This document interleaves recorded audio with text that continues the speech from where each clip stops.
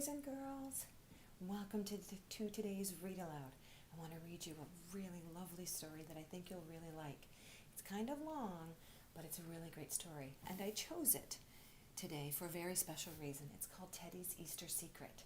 Can you look at the cover and tell me why you think I have chosen to read this book today? You're right, I chose this book because Easter's coming, and I thought it would be fun to do a Easter read aloud. Teddy's Easter Secret by Gerlinde Wiencirz and illustrated by Giuliano Lunelli. Teddy's Easter Secret. And we read our title again, Teddy's Easter Secret, on the title page. Teddy was angry. Paul had left him behind in the sandbox. They had been playing together so nicely. They built a castle and dug a long tunnel, and then Paul got hungry and ran into the house. And gradually it grew dark. Teddy should have been snuggled up in Paul's warm bed, but here he was in the cold sand, tired and all alone. And then suddenly he heard some rustling noises. The sound came from the hen house. So carefully Teddy peered over the rim of the sandbox. It might be a fox, he thought. But the hens were silent, and the rooster didn't even crow. Their silence was even more mysterious than the soft noises Teddy could hear. And then Teddy saw something amazing. A rabbit ran out of the hen house carrying a basket full of eggs. What would a rabbit be doing with all of those eggs? Teddy wondered. Why do you think the rabbit needs all those eggs? That might be a good prediction. Let's keep reading to find out. And without thinking, Teddy jumped up and ran after that rabbit. And by the time he was through the trees behind the house, the rabbit had almost disappeared over the hill. Teddy stood for a moment, unsure about what to do. And then the moon slipped out from behind a cloud, and he could clearly make out the rabbit's tracks in the damp grass. So Teddy followed the footprints to the edge of the woods.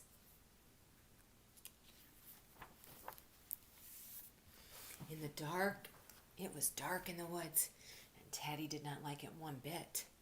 And a voice hooted down, making him jump. Who are you, and what are you doing? And Teddy looked up and saw an owl. Oh, I'm solving a mystery, said Teddy, and he told the owl what had happened. I see, said the owl. Don't you know what day tomorrow is? Yes, I do, said Teddy. Tomorrow is Easter.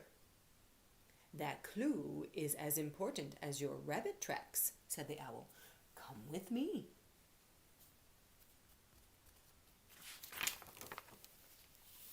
She brought Teddy to the top of the hill where they could see beyond the woods. Do you see that lone pine tree standing on the crest? Asked the owl.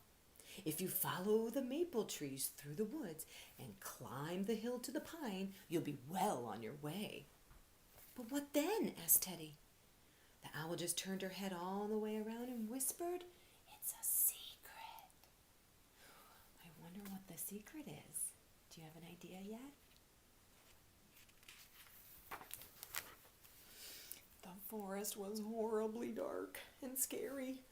Every creaking branch and fluttering bat made Teddy freeze. A mouse dashed by his feet, and Teddy leapt into a tree. And then he just laughed at himself.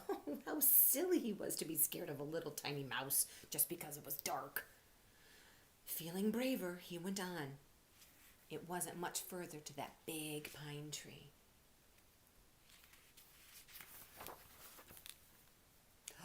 A branch snapped, and two large eyes glowed in the darkness. It was a fox. And Teddy held his breath and tried to blend into the tree bark. Foxes ate hens and eggs and rabbits. Had that fox feasted on his rabbit that he was trying to find? But the fox just slunk past, and so Teddy was able to go on. Whew. Finally, Teddy was out of the woods, and there on the hill was the lone pine tree. And now what was he supposed to do?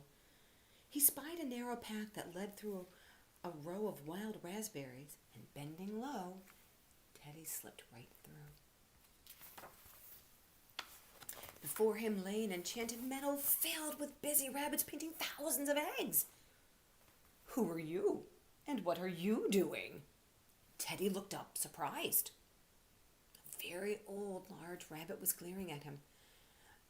"I'm trying to solve a mystery," Teddy said, smiling happily. "I think you must be—" "The Easter Bunny," he said, the old rabbit, still a bit gruff. "I'm Teddy, and I'm ever so pleased to meet you. You see, I saw a small rabbit run away with our eggs from the hen house, so I followed him here." "Well, we'll just have to be more careful," said the Easter Bunny. "But now, what should we do with you?" And he scratched himself thoughtfully behind the ear. "Well, since you've discovered our secret, you might as well help us get ready."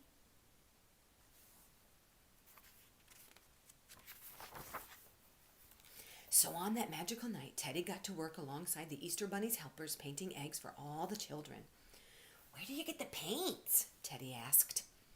"We mix them ourselves from tree bark and leaves, blossom and plant juice," said the Easter Bunny.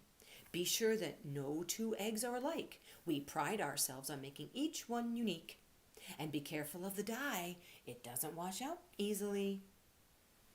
Teddy promised to be careful, but he soon forgot. "Yikes! Watch out!" cried the little rabbit. Too late. Teddy had a thick blue splotch of paint on his cheek. They filled up baskets with the painted eggs, and then the Easter Bunny passed out the addresses of all of the children the baskets should be delivered to. He gave Paul's basket to the little rabbit. "And take Teddy with you," he said, "so he doesn't get lost in the woods." And then the Easter Bunny took Teddy aside. "Now you must promise me that you will never share our secret with anyone."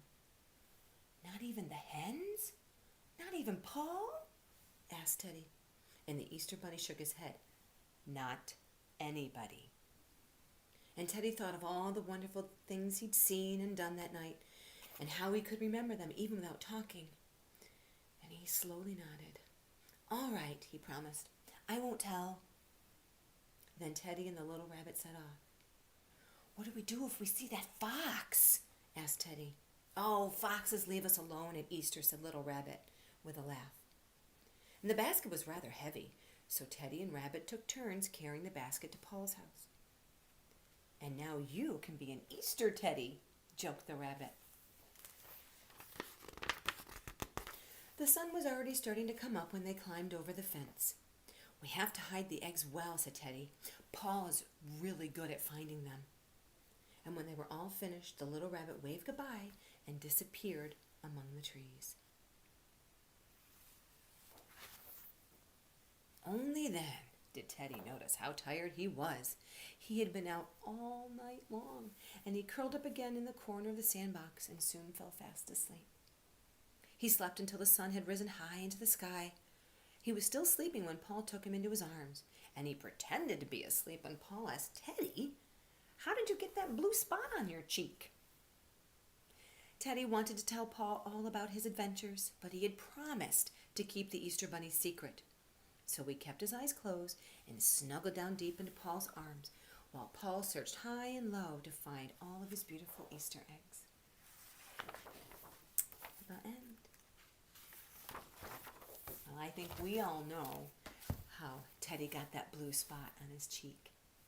But my challenge to you today is to draw 2 Easter eggs. In our story, the Easter Bunny tells Teddy that Easter eggs are carefully decorated and no 2 Easter eggs are the same.